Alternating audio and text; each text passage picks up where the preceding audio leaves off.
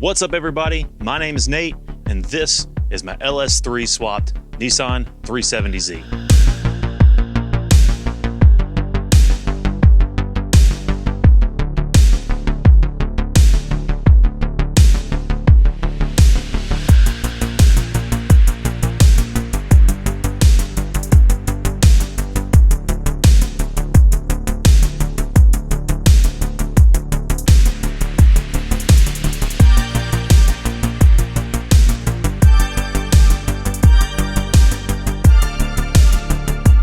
Now, as I mentioned before, this is my 2009 Nissan 370Z. It's got an LS3 in it. Now, I've had this vehicle since 2012. That makes 5 years. What? Now, this car has been through it all, almost all of it. It started out NA. I had a single turbo. It went twin turbo with a built engine, and now I have my first V8 engine I've ever owned in my life in this car now. The first thing I ever did to this car was the muffler delete. That's pretty standard hot boy kind of modifications for these cars, as most of you know how Z owners are. Shortly afterwards, I got a Booster Performance single turbo kit. I loved it. It sounded amazing.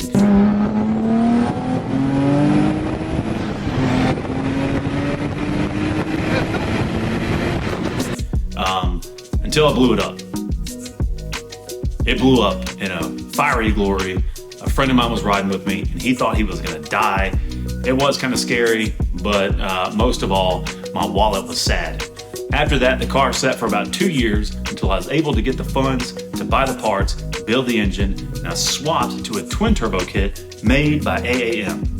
Now, this thing was a monster. It made 801 or 2, I don't know, over 800 wheel horsepower to the wheels.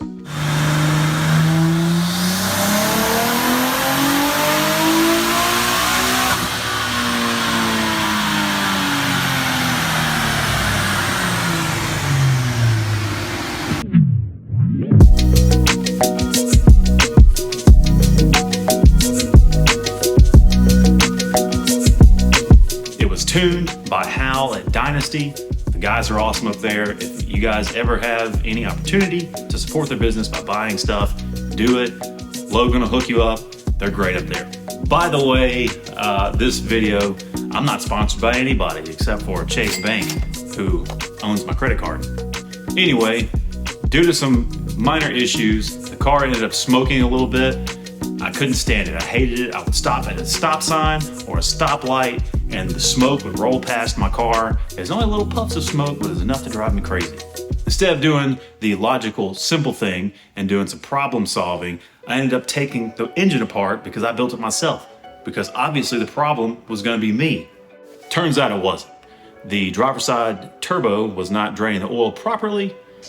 Therefore, it was smoking. It was purging back into the intake tubes, going through the engine, and burning out.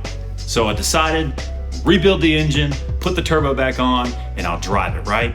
Well, I didn't do that. The car sat idle for a little over 4 years. I decided to do an LS swap. Now, the reason I decided to do it was for its simplicity, the instant torque that they make, and you can buy parts literally anywhere. After months of research and deliberation, I pulled the trigger. I purchased Crate LS3 through Texas Speed at the peak of COVID. Apparently, I got the last one because they were out of stock for months after that. To put it in, I got the Fueled Racing swap kit with their 1 7/8 long tube headers, and other than a Texas Speed Stage 2 camshaft, the motor stock.